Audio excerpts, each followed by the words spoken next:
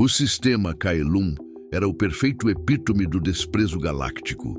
Um sol vermelho doente, 2 gigantes de gás e um planeta de fronteira, Kaelum Trero, cuja única característica notável era a gravidade 1.5G, ventos de sílica que cortavam o metal e a total falta de valor estratégico para qualquer império decente. Para o Conselho Selaar, era uma colônia lixeira, um posto avançado e relevante para onde a humanidade havia sido cordialmente e com deboche relegada. Para o Império Draxian, era apenas um ponto verde para ser esmagado no caminho para algo mais interessante. Embaixador Vascon, no entanto, achava o chão de Kaelum III deliciosamente irritante. Sua bota polida afundou alguns centímetros na areia vermelha e ele suspirou, não de cansaço, mas de satisfação estratégica. A insignificância do lugar era a sua maior arma. Ele se comunicava diariamente com a pomposa Câmara do Conselho Selaar, onde alienígenas de 10.000 raças discutiam freneticamente a impropriedade da presença humana. Conselheiro Trix, permita-me reiterar. Nossos ativos no sistema Kaelum consistem puramente em recursos minerais de classe G. A voz de Vascon era suave, aveludada e perfeitamente calibrada para a irritação Draxian. É uma operação extrativa, nenhuma ameaça, nenhuma fortificação. A mentira era monumental. Longe da sala de conferências virtual, no subsolo de uma mina abandonada, agora a fortaleza impenetrável, a realidade era outra. Capitão Marcus Stone, um homem que parecia ter sido feito de granito e má vontade, observava seu pelotão de 10 soldados. Um número ridículo, uma piada que faria um Draxian rir com seus 3 pulmões. Mas eles não eram 10 soldados. Eram 10 especialistas, treinados para lutar em 5G, respirar a poeira de sílica e usar o terreno inóspito como uma extensão de seus corpos. Draxian no horizonte, 5.000 metros. Stone falou no comunicador de pulso. Um dos 10, um sargento magro chamado Rhys, deu de ombros. 10.000 de infantaria de elite Draxian. Que pena, estávamos quase terminando de instalar o painel solar. O humor mórbido era o verniz sob o qual residia uma determinação de aço. O Império Draxian havia enviado uma força de intimidação, uma demonstração de poder que deveria destruir a colônia em 1 hora e desmoralizar o restante da humanidade. No estaleiro Órbita 7, que na verdade era um aglomerado disfarçado de destroços antigos, Dra. Anya Kathleen estava operando. A engenheira de campo, Dra. Anya, não trabalhava com projetos. Ela trabalhava com gambiarras. Sua bancada era uma ode ao improviso. Um motor de dobra remendado com fita isolante e um sensor Draxian de alta tecnologia que ela estava usando para esquentar uma lata de feijão. Zara, você tem certeza que a Dolly aguenta essa carga? Anya perguntou, apertando um cabo USB no painel de controle de um caminhão de mineração modificado. Zara Boost Volkov, a contrabandista e piloto, sorriu. Seu veículo, o Dolly, era um caminhão de mineração pesado, com suspensão hidráulica reforçada e um motor modificado por Anya. Dolly, ela tem o peso de um Dreadnought, mas a velocidade de uma flecha de mercúrio. Ela vai entregar a encomenda. O Capitão Stone precisa do palco pronto antes que o embaixador Vascon termine o primeiro ato de sua farsa diplomática. A encomenda era uma série de projetores de imagem holográfica e amplificadores sônicos, a peça-chave na estratégia de Stone.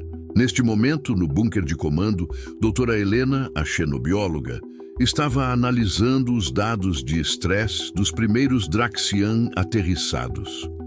Eles estão com 1.5G de estresse, é o dobro da homeostase deles. E a areia de sílica está corroendo as juntas do exoesqueleto. Eles já estão irritados, capitão. Stone não sorriu. Ele apenas olhou para o monitor tático, que mostrava 10 pequenos pontos azuis, seus soldados, e 10.000 pontos vermelhos, o Império Draxian. A comédia da situação não lhe escapava. Ótimo! Vamos torná-los não apenas irritados, mas psicologicamente sobrecarregados. Anya, você está pronta com o barulho? A voz de Anya veio crepitando no comunicador. Prontíssima, capitão. O sistema de amplificação está conectado ao painel solar que Rice estava quase instalando. Preparados para simular o som de 10.000 pares de botas humanas marchando sobre metal. A Draxian achava que estava lutando contra um posto avançado de extrativismo. Eles estavam prestes a descobrir que estavam lutando contra uma tropa de teatro de ópera. O general Draxian Vractul observava a paisagem árida através do visor reforçado de seu transporte de desembarque. Ele era um ser de puro poder bruto.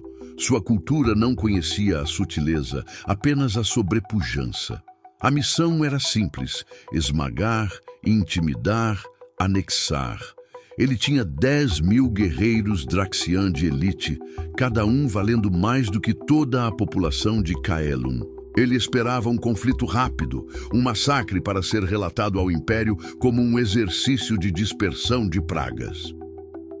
Sensores, repitam. Que tipo de fortificação é aquela? O Draxian subcomandante tremeu, a voz chiando no rádio. General, a leitura é inconsistente. Parece ser uma linha de lixeiras de metal.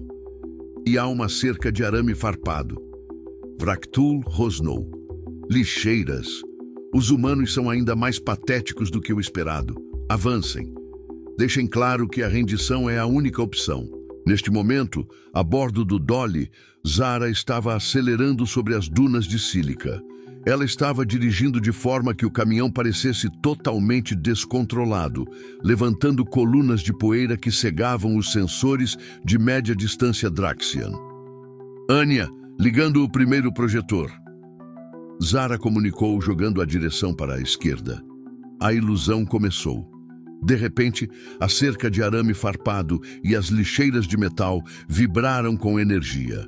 100 metros de projeções holográficas de tanques de batalha cinéticos da velha Terra apareceram, parecendo surrados e mal mantidos, mas ameaçadores. A Draxian parou. Vractul cerrou os dentes. Camuflagem tática primitiva. Patético, mas ineficaz. Preparem os canhões de plasma. Destruam os tanques. A tática Draxian era a sobrecarga. Eles não pensavam em economizar munição, apenas em aniquilar. Milhares de rajadas de plasma atingiram as projeções. Elas sumiram naturalmente, mas o ato havia sido registrado. Registrado o desperdício de energia. Eles gastaram 20% do orçamento de energia deles na primeira salva. Vascon sussurrou para si mesmo na Câmara do Conselho, enquanto mantinha uma expressão calma. Enquanto isso, Stone e seus 10 homens estavam em movimento. Eles não estavam perto da linha de frente. Eles estavam no túnel de serviço que levava a uma série de pontos de controle pré-determinados. O treinamento em 5G significava que eles podiam correr por horas, onde um Draxian mal conseguia manter o passo por 10 minutos. Rhys, hora do show de som. Ponto de infiltração Delta. Rhys, usando um uniforme de camuflagem coberto de lama para parecer mais resistente, ativou o sistema sônico de Anya. O silêncio do deserto foi quebrado por um barulho atordoante de milhares de botas marchando, acompanhado de gritos de guerra humanos. Não eram gritos de elite, mas gritos de guerra, de bravata e euforia. O som que a Draxian associava ao desespero das raças menores. Vractul cambaleou no seu transporte. O som era insuportável para os seus ouvidos Draxian, adaptados a ambientes de baixa frequência. Frequência sônica de assalto? Relatório de força de infantaria? Ele exigiu. O sensor-chefe, tremendo, reportou. General, os sensores acústicos primários indicam força terrestre esmagadora, múltiplas ondas, talvez milhares de indivíduos. O sistema óptico não consegue resolver os alvos através da poeira. Na verdade, os milhares eram Rhys correndo em círculos e ativando o amplificador sônico em diferentes direções, criando um eco de inferno. O ponto de virada veio com a intervenção da doutora Helena. A Draxian usava o estresse para quebrar a moral dos seus inimigos. A doutora Helena usou a sua própria tática contra eles.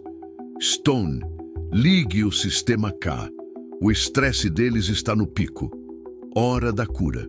O sistema K era um feixe de micro-ondas de baixa intensidade calibrado para imitar a frequência de um sono profundo no Draxian. Não os feriria, mas faria com que seus cérebros entrassem em um estado de confusão e sonolência profunda. Quando os Draxian se preparavam para um ataque total, a infantaria começou a tropeçar. O general Vractul sentiu uma onda de sonolência irracional.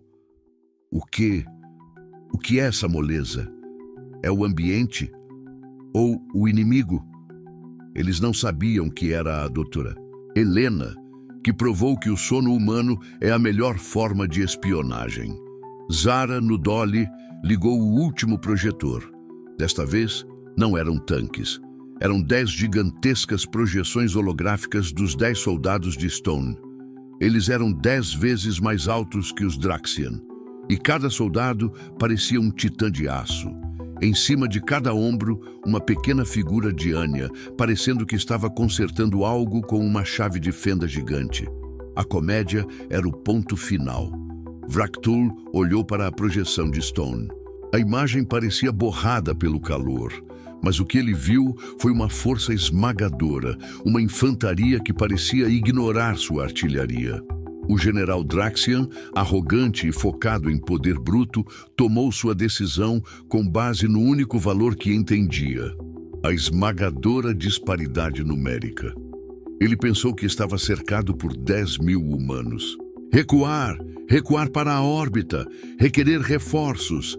A força terrestre é 10 vezes maior do que o relatado. 10.000 soldados de elite Draxian recuaram, acreditando que haviam sido flanqueados por uma força esmagadora de 10.000 combatentes humanos. O custo?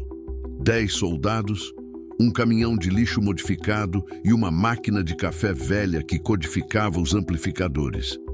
O silêncio no deserto de sílica de Kaelum III era ensurdecedor.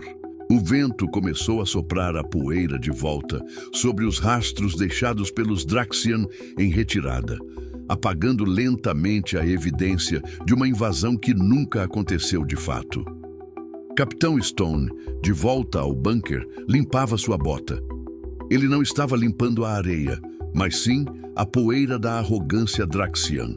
Bom trabalho, pelotão. Rhys, você pode desligar a trilha sonora. O general Draxian Vractul já teve sua dose de música de marcha. A doutora Helena sorriu, bebendo uma xícara de café.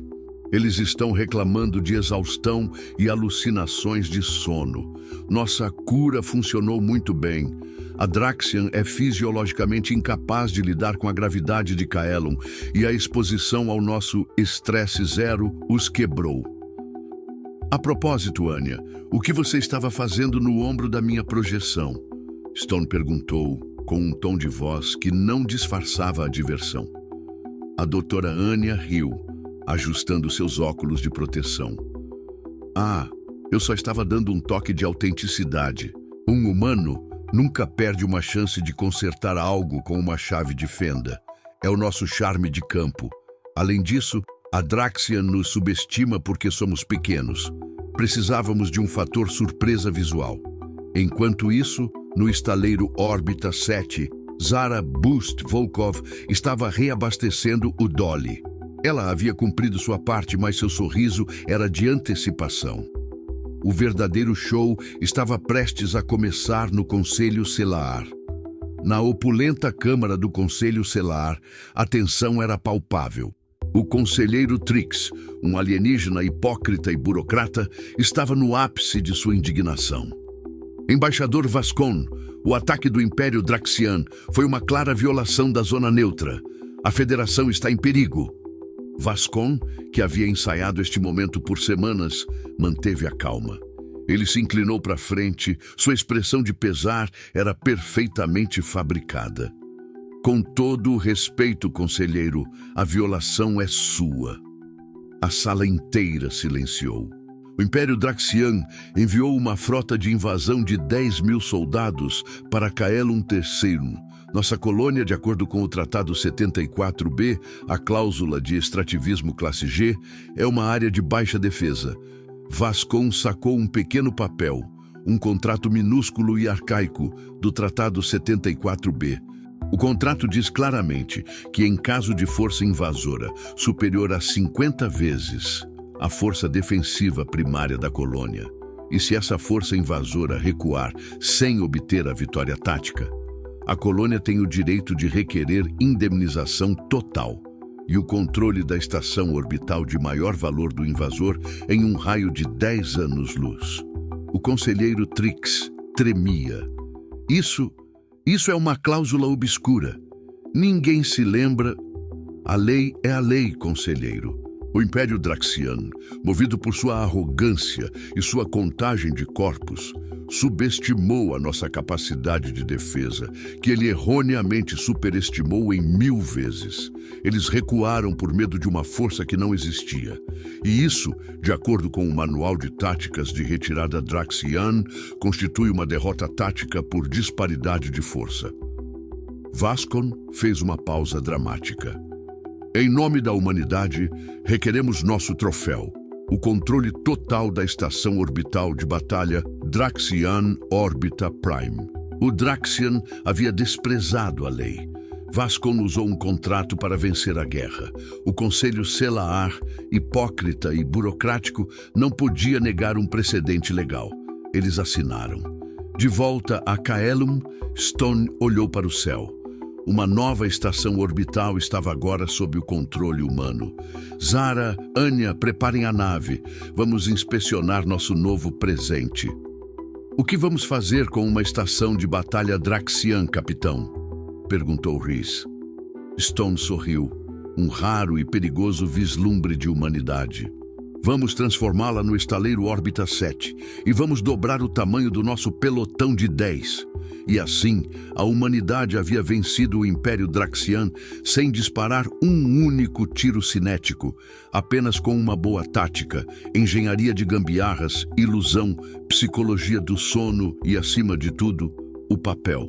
Eles vieram para o abate e recuaram por medo de 10 homens, 10 especialistas que se tornaram um exército de 10.000 na mente do inimigo arrogante. O verdadeiro poder humano não estava na força bruta, mas na capacidade de fazer o inimigo lutar contra o seu próprio medo. E o medo Draxian havia acabado de lhes dar uma estação espacial.